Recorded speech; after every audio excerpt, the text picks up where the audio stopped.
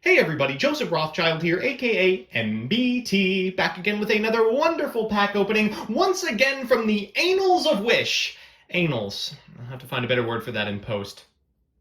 These cards are of dubious quality and questionable legitimacy, and like last time, I have no idea what I've gotten myself into. I had so much fun opening those giant, disgusting packs from last time and subsequently hunting down the custom fan art they used for their Oricas that they were trying to pass off as legitimate, that I immediately logged back onto Wish and bought the most interesting piece of Yu-Gi-Oh! Related merchandise I could find. Before that, though, behold my beautiful mat. This was given to the top 64 contestants at the World Championship qualifier in 2018, and I was not among them. If you go to my channel, you will see that, in fact, I made it into day 2 of Nats that year, and unfortunately, though I won every single out round, I didn't have the breakers necessary to make it to day 2. So I rewarded myself with a Chinese knockoff. I thought it would be apt for the Chinese cards we're about to open. Here is the box, and you can see already it's a much higher quality product than the individual loose packs. It is in fact a tin!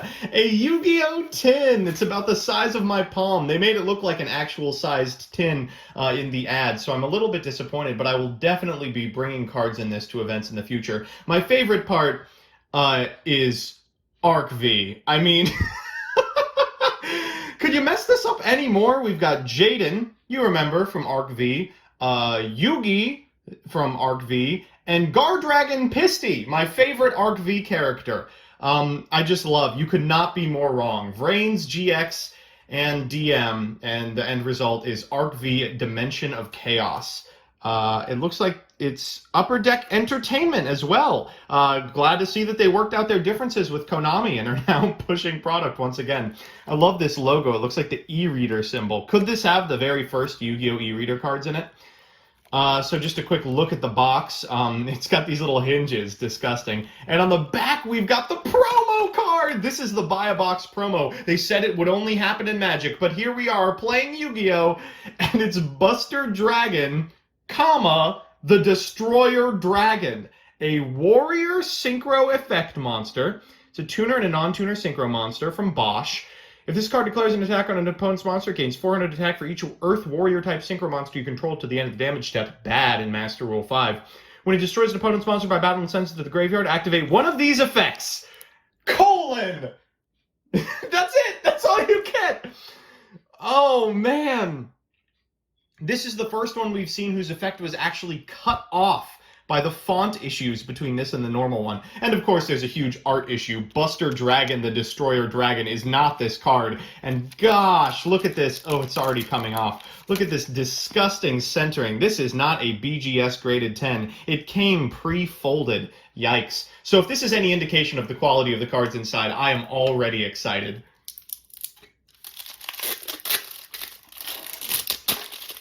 Oh. Even the plastic's cheap. I feel like I can't sleep in the same room as this or it'll give me some kind of disease. All right, so here we go.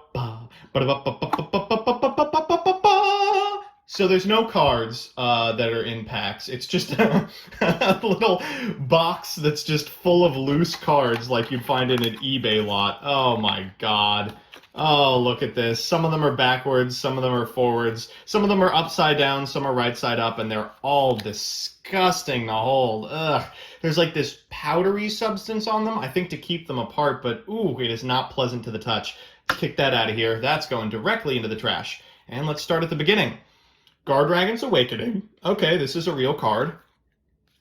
Orfegal Release. So just like last time, these are pre-translation. Tribute 2 machine monsters and target 1 monster in your graveyard. Special summon it. If your opponent controls a link monster at activation, you could target 2 monsters in your graveyard instead. Aside from the translation of the name, this looks to be pretty close to the actual text of this card.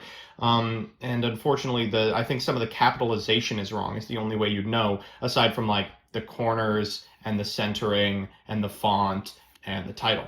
Shiranui style skill. This one came pre-beat up. Oh, yikes. And it looks like all the traps are in one place. Like, is this out of the box ready to play? Because if so, excellent. Next shows up in here as well. Any number of Neospatian and or Elemental Hero Neos with different names from your hand or graveyard in defense position. Sure. Oh, Ugh, is that hair? Ugh. Another copy of Orcust Release. Subterra Succession. This is a favorite of the fakers. There's a ton of these in the packs that we opened, and I'm glad to see it making a return. Subterra Succession is a very interesting card that unfortunately never really got its day in the sun. It searches just about every card in the game, and for some reason never caught on. Witch's Strike, reprinted at Common once again. Oh, very pretty. So what I'm noticing is a lot of repeats, first of all, and second of all, I think this is actually like the same print as the ones that we found earlier. These are just the SAST ones. Yep, it's the same 4 traps over and over again.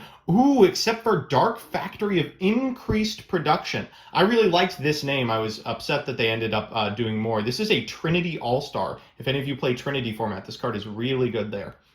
Guardragon Corruption, of course, is... I don't think that's what this card ended up being named. We're on to Link Monsters. I assume that's all we're going to see of trap cards. Cyberse Wicked. Thankfully, this card, despite having a very long effect, it did make it to the very end of it. Trickstar Devardrius, another one of these. It really is just a pool of like 15 to 20 cards that they have access to printing for, and ooh, really awful. Studio Dice, I love it. TG Trident Launcher. This is 2 effect monsters plus a TG tuner, and they did fit the entire text on here. I do like that at the very least they seem to have perfected the art of printing Link monsters. You know, in the last one we saw a Topologic Bomber Dragon that was a ritual monster. So at the very least, you know, improving on that is good. Ooh, we ripped the cover card! Oh my goodness, let's get the shot. Pisty the Guard Dragon. Oh my goodness, the hero of Arc V has returned once again. Oh my gosh. Guard Dragon World Legacy, and it looks like they screwed one up. Here's another Link monster. It's Salamangreat Sunlight Wolf. From Maximum Crisis? Is this the same set as the Zodiac monsters? Was this a deep plant? Did I miss this? Oh, wow. Yikes. Guard Dragon of the World Legacy. Summon Over. Oh, what is this called? It's like Summon Net or something. Trickstar Live Stage. This was a secret. On the Edge of the Ring. This was definitely changed. I don't remember this card at all. Guard Dragon Barrier. Trickstar Fusion made it in. Okay. Shiranui style Succession Formation. I think they changed most of the Shiranui cards. This one doesn't ring any bells, although I do recognize the art. And Shiranui Story Saga. This is the card that was famously changed to Ghost Meets Girl, which is honestly cute as hell. It is really, really adorable. On to the monsters. This is what I'm here for. Shiranui Sensei. So I don't know what this card does. It's in your graveyard. You control 2 or more Shiranui monsters with different names. You can special it, but banish it if it leaves the field. And target a monster you control gains 600 until the end of the turn. Really terrible. Not even a tuner.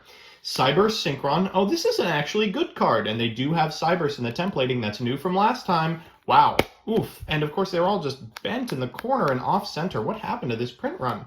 Shiranui Spectral Sword of Sunset. This is not what it's called, but I like that there's a couple extra spaces. I don't know why this happened. Rocket Synchron. Wow. Unfortunately, Dragon Link was just slaughtered in the upcoming ban list. That's not right. I'm pretty sure this isn't Speed Burst Dragon. Someone in the comments can help me with this, but I don't think it is. Are all the card numbers the same? They're not. This is the first card in their fake Savage Strike, I believe, list. Speed Burst Dragon, though, this is not. In fact, it talks about what it is later in the card text. If this card is in your hand, you can target one level 3 or higher monster you control, reduce its level by 2, and special this card. You can only use this effect of Kathy Eve L2 once per turn, which is great news because it means it's not a hard OPT. It's not an OPT at all for Speed Burst Dragon. Prank Kids Roxy's. Really nothing to say there. That's really what it got translated as, right? Psychic Tracker. This ended up as Wielder, right? No, I'm thinking of the other one. It ended up as something. Oh, wait. What?